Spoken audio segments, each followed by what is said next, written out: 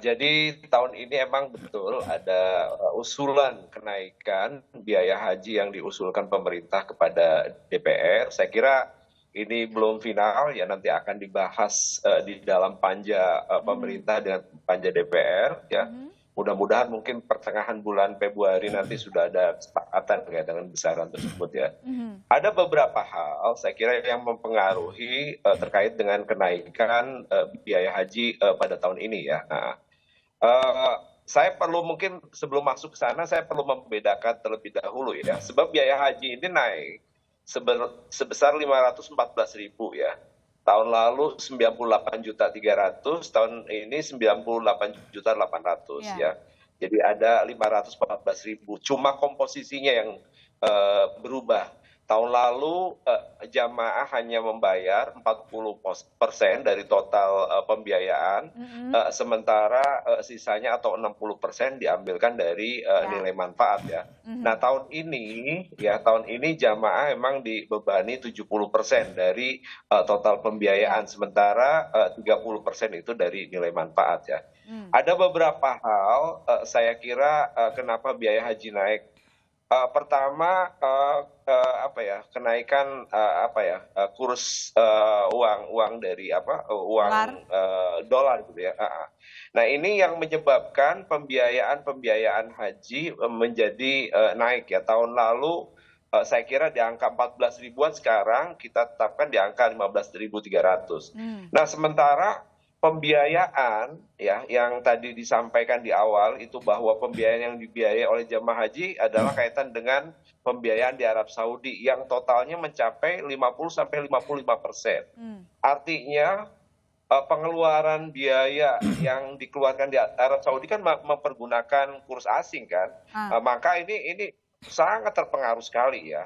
Apalagi kalau saya mendengar beberapa hari yang lalu dari beberapa kawan travel ya, angka kenaikan sewa hotel di Madinah itu sampai 300%.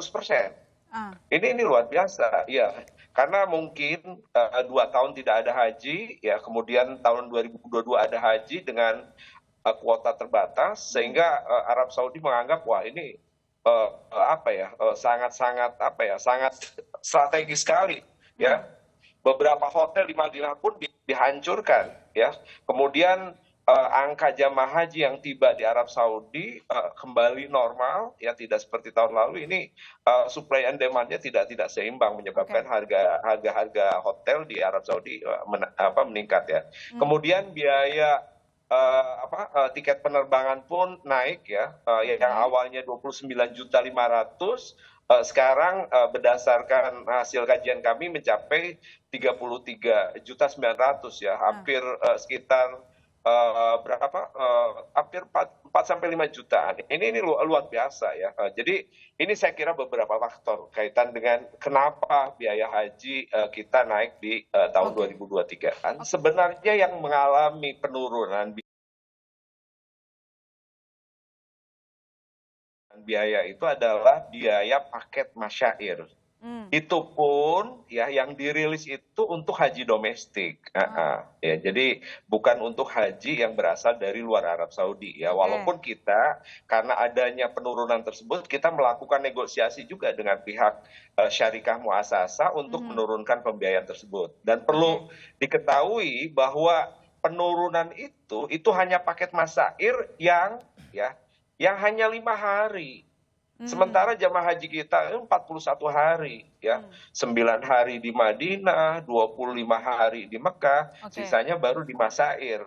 Artinya itu hanya item kecil daripada beberapa item pembiayaan yang ada dalam haji. Mungkin ada 3 hal yang perlu kami sampaikan di sini. Yang pertama adalah bahwa ada kenaikan BPIH ya, biaya haji itu di tahun 2022, yang mana dibandingkan dengan 2019 tentunya. Sehingga sebenarnya seperti yang disampaikan oleh Pak Arsyad tadi, di 2023 sebenarnya memang tidak terlalu naik, tapi akibat dari kenaikan yang di tahun 2022 itu menyebabkan biaya yang harus dibayar dari nilai manfaat itu meningkat 2 kali lipat. Meningkat 2 kali lipat. Nah, kalau kita bicara mengenai yang kedua, kita bicara mengenai historical data, maka sebenarnya selama kami dapatkan datanya di 2010 sampai saat ini, itu biaya yang dibayarkan oleh calon jemaah haji itu sebenarnya apa namanya bervariasi ya, bervariasi dari mulai 80% ke versus 20% ya, sampai yang terakhir itu sekitar 60-40. Artinya yang tahun 2022 itu yang dibayarkan oleh nilai manfaat itu 60% sebenarnya. Nah, jadi artinya kalau misalnya kita bayangkan, itu berarti kan sebenarnya 2022 itu udah naik 2 kali lipat ya, dari sebelumnya ya anggaplah naik 10 sampai 20% secara persentase ya. Dari 40-60, 50-50 menjadi 60-40. Nah, kalau misalnya ini berlangsung terus, problemnya adalah kemarin itu 2022 kan setengah kuota ya, 50%. Nah, kalau dibayangkan 50%, waktu itu besarannya sekitar yang harus dibayarkan sekitar 60 juta nilai manfaatnya kalau saya tidak salah. Nah, kalau 60 juta kali 100.000 kan 6 triliun. Secara nilai manfaat yang kita sudah tabung selama pandemi 2020-2021 itu masih cukup. Tapi nanti kalau pada saat seperti 2023 ini kan sudah 100% kuotanya.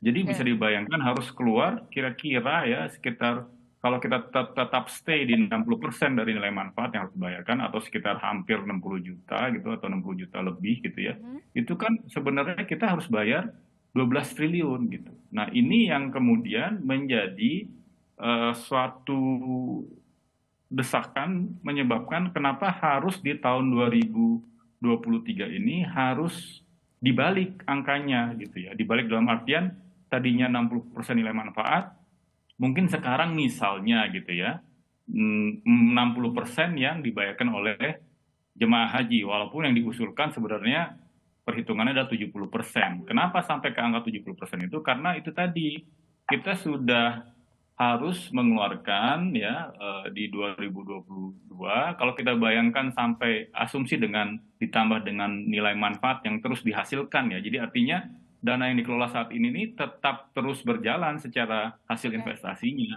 Tapi kalau problem yang berikutnya adalah dengan asumsi kombinasi atas nilai manfaat yang tahun berjalan plus dengan tabungan yang disimpan dari hasil pandemi tidak berangkat haji itu, di 2027 itu kita ada keberangkatan haji dalam 1 tahun 2 kali. Gitu. Nah, ini yang kita khawatirkan, kalau kita tetap stay di 60% untuk dari nilai manfaat, nanti khawatirnya di 2027 itu akan tergerus nilai pokok investasi atau 25 juta yang disetorkan oleh calon jemaah haji selama menunggu waktu berangkat.